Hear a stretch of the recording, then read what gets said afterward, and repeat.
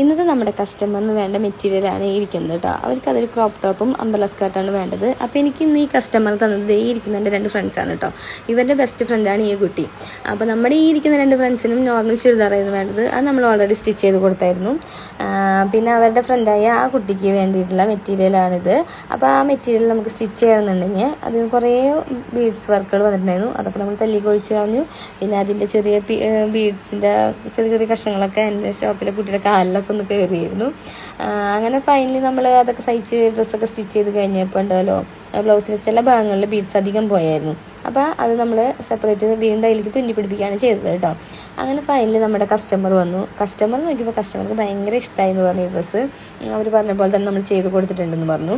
പിന്നെ അവരൊരു net shawl തന്നിട്ടുണ്ടായിരുന്നു. അതിൻ്റെ ചുറ്റിനും നമ്മൾ ആ വർക്കുള്ള മെറ്റീരിയൽ എടുത്ത് നമ്മൾ കട്ട് ചെയ്ത് 4 പാടും സ്റ്റിച്ച് ചെയ്ത് കൊടുക്കുകയാണ് ചെയ്തത് കേട്ടോ. അങ്ങനെ ഫൈനലി കസ്റ്റമർക്ക് അത് ഭയങ്കര ഇഷ്ടമായി. എനിക്കും നല്ല ഇഷ്ടമായി. അപ്പോൾ നിങ്ങൾക്കും അത് ഇഷ്ടമായില്ലേ?